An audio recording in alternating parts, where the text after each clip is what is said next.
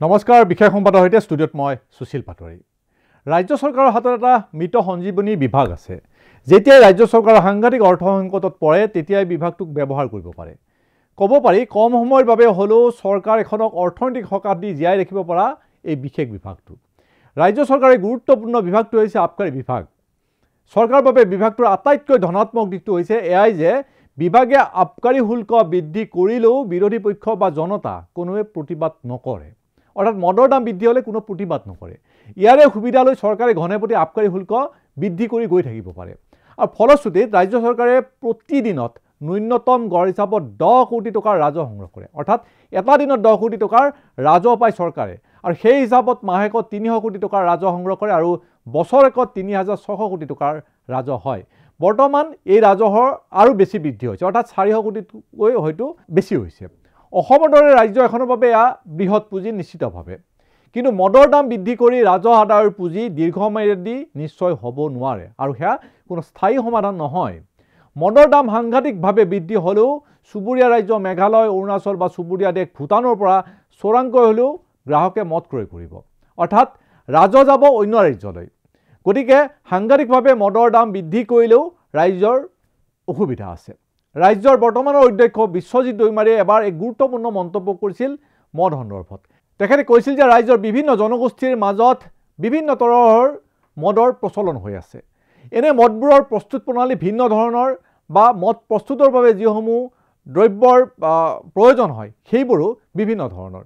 এনেবোৰ মদক বৈজ্ঞানিক ভিত্তিত প্ৰস্তুত কৰি বহুল প্ৰচাৰ কৰিলে চৰকাৰৰ লগতে জনজাতীয় লোকৰ উপকৃত হ'ব বুলি তেখেতে বিবেচনা কৰে আৰু তেখেতে প্ৰতিশ্ৰুতি দিছিল যে অধ্যক্ষ দায়িত্ব লোৱাৰ পিছত তেখেতে এই দিশটো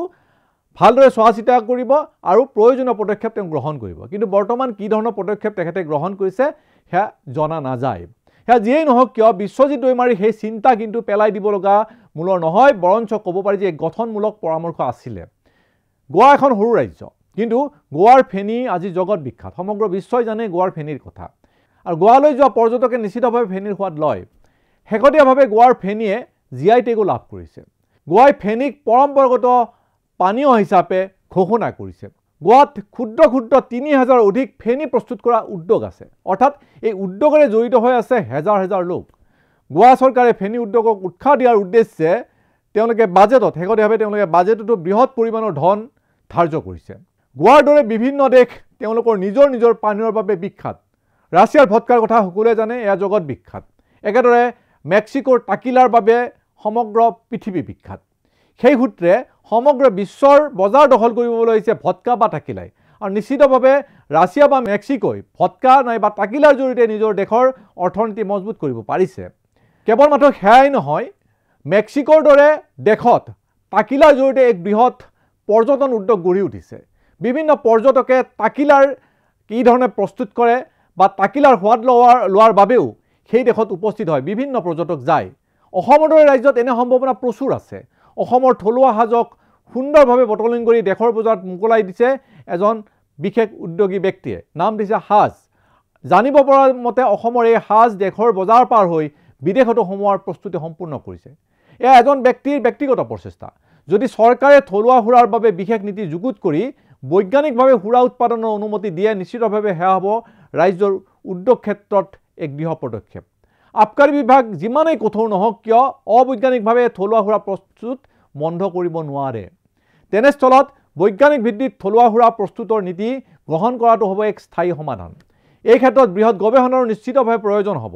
পৰম্পৰাগতভাৱে যিসমূহ সুৰা প্ৰস্তুত হৈ আছে সেই সুৰাত কি কি উপকৰণ লাগে আৰু সেই উপকৰণসমূহ বিশ্লেষণ কৰি বৈজ্ঞানিকভাৱে বিশ্লেষণ কৰি সুৰা প্ৰস্তুত কৰিব লাগিব বৈজ্ঞানিকভাৱে থলুৱা সুৰা প্ৰস্তুতৰ ক্ষেত্ৰত সেই সুৰাৰ পূৰ্বৰ গুণাগুণ আৰু সোৱাদ যাতে নোহোৱা হৈ নাযায় সেই দিশটোৰ প্ৰতিও মনোযোগ দিব লাগিব গোৱাৰ চৰকাৰৰ দৰে যদি আমাৰ চৰকাৰে থলুৱা সুৰাৰ ক্ষেত্ৰত বিশেষ নীতি গ্ৰহণ কৰে ফেনীয়ে যিদৰে জিআই টেগ লাভ কৰিছে একেদৰে অসমৰ ছাই মদ বা হাজ আদিও জিআই টেগ পোৱাটো অসম্ভৱ নহয় বা সেই ধৰণৰ দাবী কৰিব পাৰে আৰু সমান্তৰালভাৱে ৰাজ্যত সৃষ্টি হ'ব এক স্থায়ী ৰাজহৰ উৎস ধন্যবাদ